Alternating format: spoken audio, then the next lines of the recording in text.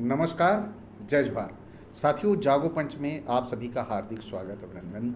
साथियों, जागो पंच आपके लिए नित्य ऐसी पुस्तकों से ऐसे लेख लेकर आता है जो आपके दिमाग में अंधविश्वास और पाखंड भरा हुआ है, या जो जानकारियां आपको ऐसी नहीं हैं जो पौराणिक व्यवस्थाओं में लिखी गई थी, कही गई थी, उनके विषय में आपको नई जानकारियां मिलती हैं।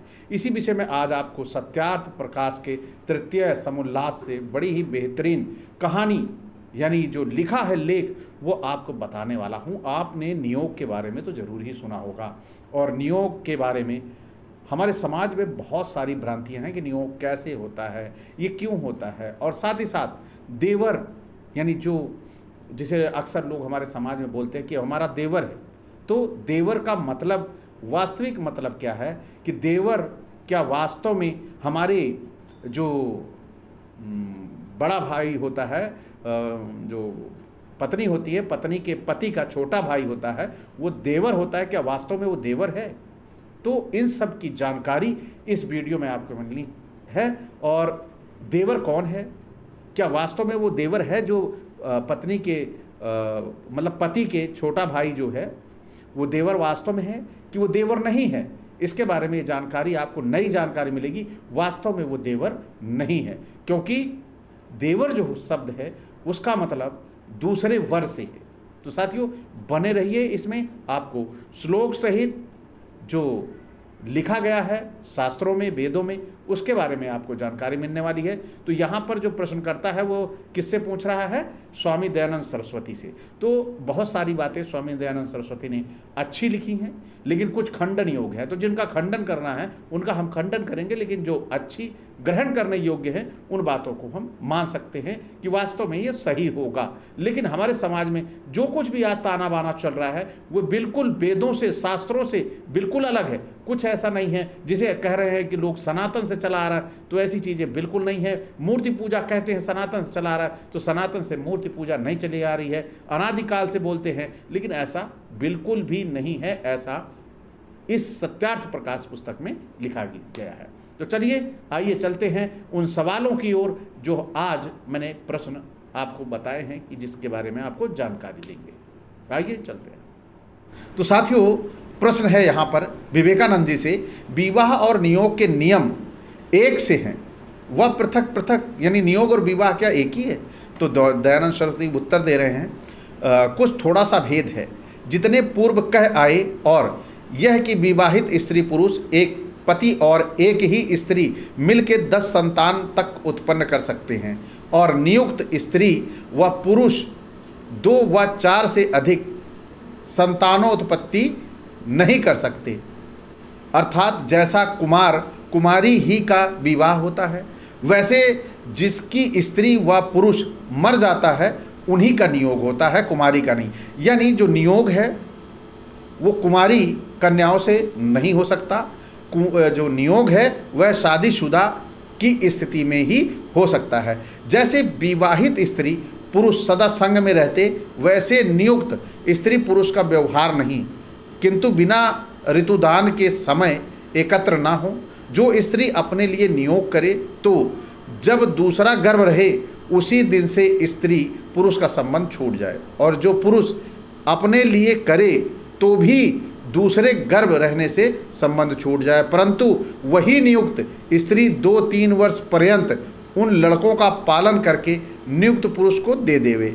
ऐसे एक विधवा स्त्री 2 अपने लिए और 2-2 अन्य 4 नियुक्त पुरुषों के लिए 2-2 संतान कर सकती है, और एक मृत स्त्री पुरुष भी 2 अपने लिए और 2-2 अन्य 4 विधवाओं के लिए पुत्र उत्पन्न कर सकता है। ऐसे मिलकर 10-10 संतानोत्पत्ति की आज्ञा है वेदों में।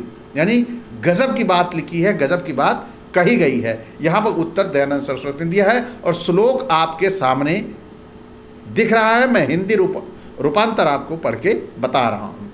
हे मीढ़ो इंद्र, वीर्य सेचन में समर्थ ऐश्वर्य युक्त पुरुष, तू इस विवाहित स्त्री व विधवा स्त्रियों को श्रेष्ठ पुत्र और सौभाग्य युक्त कर।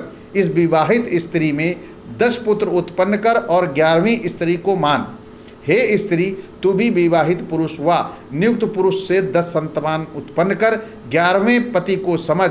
इस वेद की आज्ञा से ब्राह्मण, क्षत्रिय, वैश्य, वर्णस्थ स्त्री और पुरुष 10-10 संतान से अधिक उत्पन्न ना करें, क्योंकि अधिक करने से संतान निर्बल, निर्बुद्धि, अल्पायु होते हैं और स्त्री तथा पुरुष भी निर्बल, अल्पायु होकर, रोगी होकर वृद्धावस्था में बहुत से दुख पाते हैं। तो अब यहाँ पर देखा, बताया कि नियोग किस तरह से है, कितने बच्चे पैदा कर सकते हैं, और साथ ही साथ उसकी नियमावली भी यहाँ दे दी गई है। अब बात उठती है कि जिसमें प्रश्नकर्ता पूछ रहा है, कह रहा है दयानंद सरस्वती से, कह रहा है कि यह नियोग की बात व्यभिचार के समान दिखती है। वास्तव में नियोग जो है, वास्तव में यह व्यभिचार है, लेकिन यहाँ पर क्या बता रहे हैं स्वामी दयानंद सरस्वती, यह आपके सामने है। उत्तर दे रहे हैं, जैसे बिना विवाहितों का व्यभिचार होता है, वैसे बिना नियुक्तों का व्यभिचार कहता है। यानी जैसे विवाह होता है, बिना विवाहित, बिना विवाह किए लोग आपस में संबंध बनाते हैं तो वो व्यभिचार कहलाता है।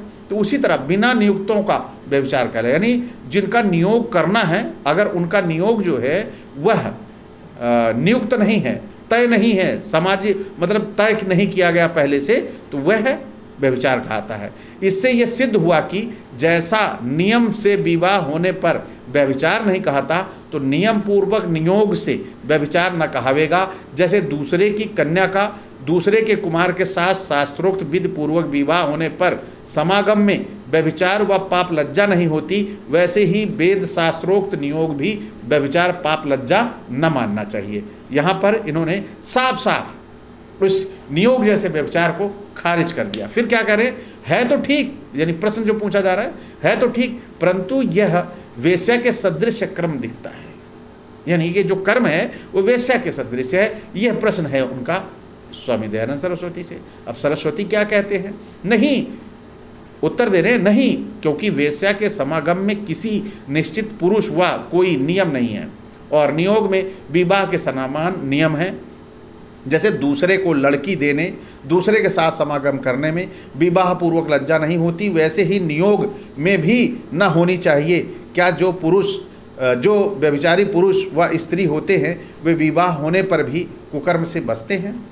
तो प्रश्नकर्ता अगला प्रश्न पूछता है, हमको नियोग की बात में पाप मालूम पड़ता है, लेकिन दयानंद सरस्वती को इसमें पाप नहीं मालूम पड़ता।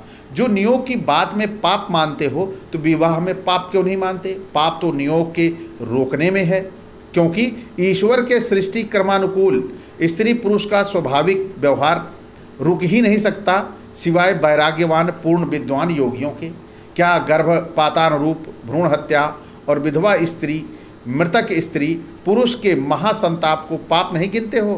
क्योंकि जब तक वे युवावस्था में हैं, मन में संतानोत्पत्ति और विषय की चाहना होने वालों को किसी राज व्यवहार या जाति व्यवहार में रुकावट होने से गुप्त कुकर्म बुरी चाल से होते हैं।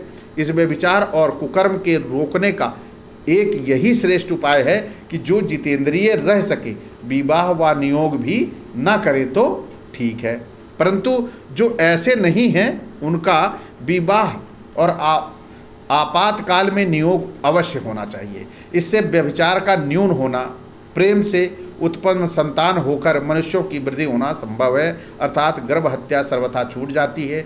नीच पुरुषों से उत्तम स्त्री और वेश्या आदि नीच स्त्रियों से उत्तम पुरुषों का व्यभिचार रूप कुकर्म उत्तम कुल में कलंक, वंश का उच्छेद, स्त्री और पुरुषों को संताप और गर्भ हत्या आदि कुकर्म विवाह और नियोग से निवृत्त होते हैं, इसलिए नियोग करना चाहिए। इन्होंने इतने सारे उदाहरण दे दिए कि नियोग कैसे अच्छा होता है, ये सिद्ध करने के बहुत सारे उदाहरण दिए। नियोग में क्या क्या बातें होनी चाहिए, अब नियोग कैसे, अब ये समझ गए कि अब इनसे बच नहीं सकते, कि इन्होंने इसको सिद्धे कर दिया कि नियोग जो है वह जायज़ है, नाजायज़ नहीं है, बस वह शास्त्रायोक्त और विधि पूर्वक हुआ हो, यानी उसमें समाज जब परमिशन दे दे तभी नियोग जो है वह पाप नहीं है, वह पुण्य है, वह सबसे अच्छा कर्म है। तो नियोग में क्या क्या बातें होनी चाहिए ये भी यहाँ पर दे दिया है। जैसे प्रसिद्धि से विवाह, वैसे ही प्रसिद्धि से नियोग, जिस प्रकार विवाह में भद्र पुरुषों की अनुमति और कन्या वर की प्रसन्नता होती है, वैसे नियोग में भी, अर्थात जब स्त्री पुरुष का नियोग होना हो तब अपने कुटुंब में पुरुष स्त्रियों के सामने हम दोनों नियोग संतानोत्पत्ति के लिए करते हैं। जब नियोग का नियम पूरा होगा तब हम संयोग ना करेंगे। जो अन्यथा करे तो पापी और जाति व राज्य के दंडनीय हो। महीने में एक बार गर्भाधान का काम करेंगे।